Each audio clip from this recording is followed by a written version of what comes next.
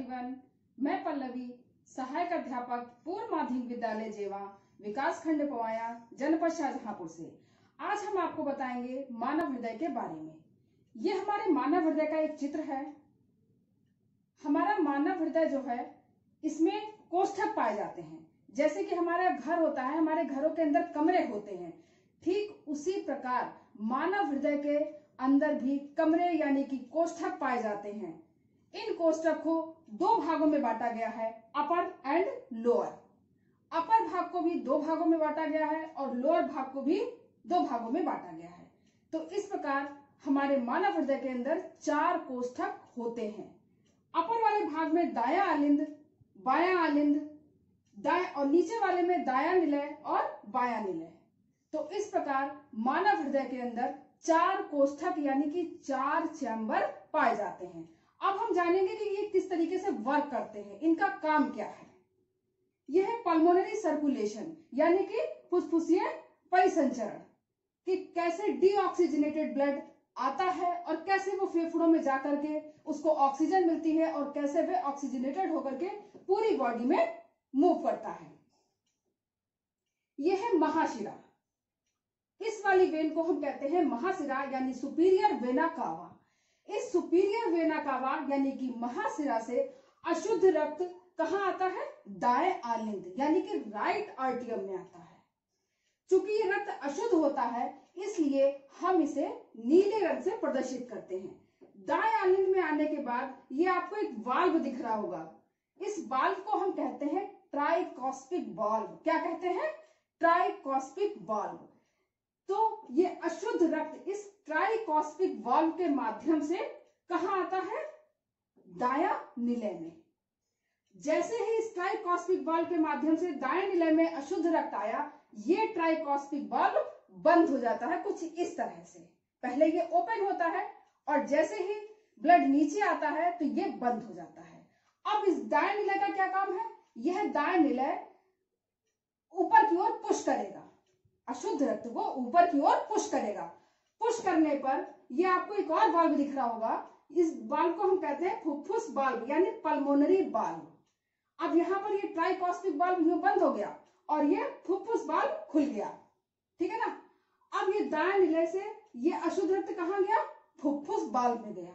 ठीक, फुफ्फुस वाल्व में जाने के बाद ये फिर कहाँ पहुंचा? पल्मोनरी आर्टरी यानी फुफ्फुस धमनी में।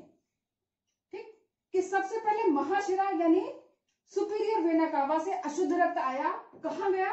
राइट आर्टरियम यानी कि दाएं आलिंद में। दाएं आलिंद से ट्राइकॉस्पिक वाल्व के माध्यम से कहाँ आया? दाएं निलय में आया और फिर दाएं निलय से पल्मोनरी वाल्व यानी फुफ्फुस वाल्व के माध्यम से कहाँ पहुंचा? फुफ्फुस धमनी में पहुंचा। यहां से पहुंचने के बाद ये कहाँ पहुंचा? फेफड़ों में। फेफड़ों में क्या होती है? ऑक्सीजन गैस, है ना? हम जब सांस लेते हैं तो हम ऑक्सीजन गैस को ग्रहण करते हैं और कार्बन डाइऑक्साइड गैस को छोड़ते हैं।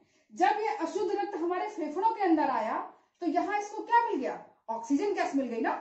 अब उस ऑक्सीजन गैस के मिलने से ये जो अशुद्ध रक्त था ये कैसा हो गया? लाल हो गया, क्योंकि इसको ऑक्सीजन मिल गई। अब इन फेफड़ों में आकर के हमारा अशुद्ध रक्त कैसा हो गया? शुद्ध हो गया ना। इसके बाद शुद्ध होने के बाद ये कहाँ पहुंचा? फुफ्फुस सिरा में। ये फुफ्फुस सिरा से कहाँ आया? लेफ्ट आर्टरियम यानी कि बाएं आलिंद में।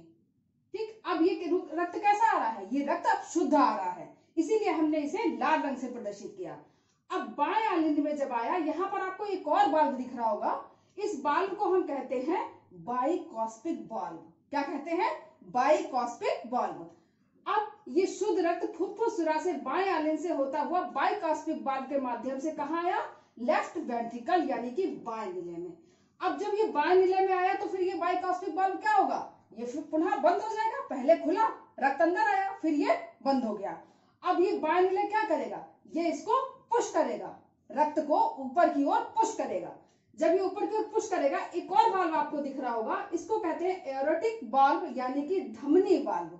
अब ये बाइकॉस्पिक वाल्व बंद हो जाएगा और एरोटिक वाल्व खुल जाएगा। अब ये शुद्ध रक्त कहाँ गया? धमनी वाल्व से होता हुआ कहाँ पहुंचा? एरोटा यानी कि महाधमनी में। कहाँ पहुंचा? एरोटा में पहुंचा। अब इस महाधमनी से ये हमारे पूरे शरीर में चला जाएगा, कुछ इस तरह से।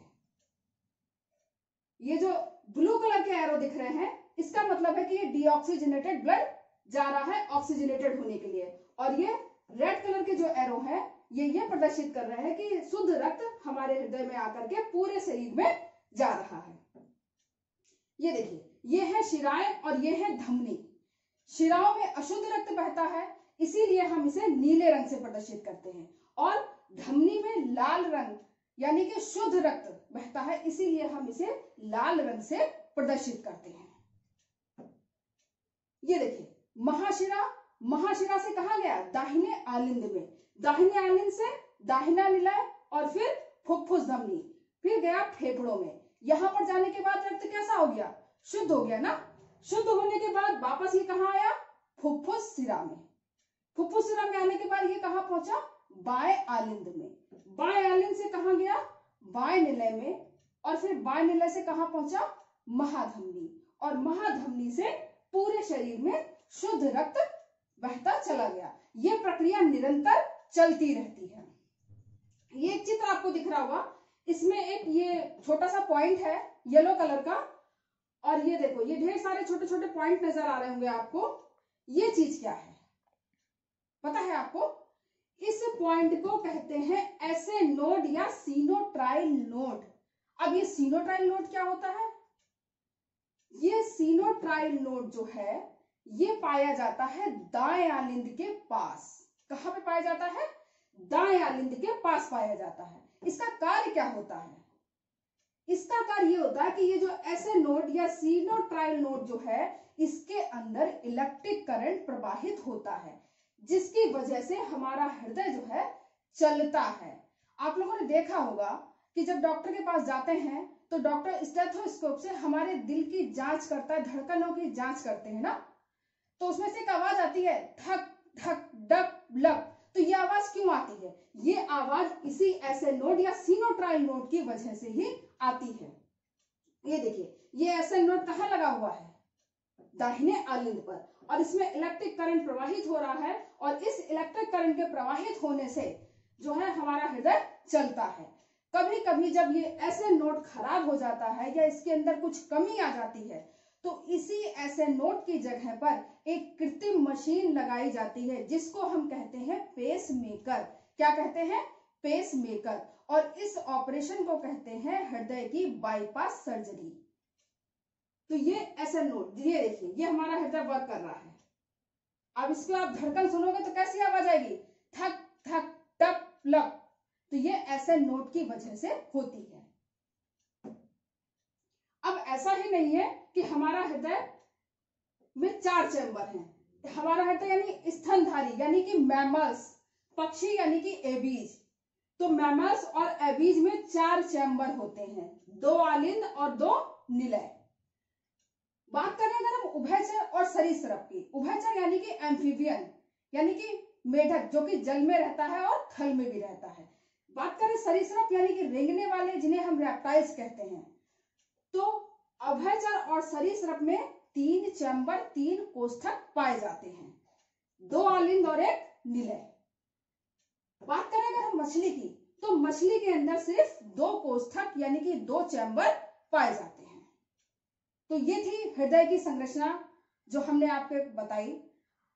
आगे मिलते हैं जल्द ही एक नए वीडियो के साथ, तब तक के लिए धन्यवाद।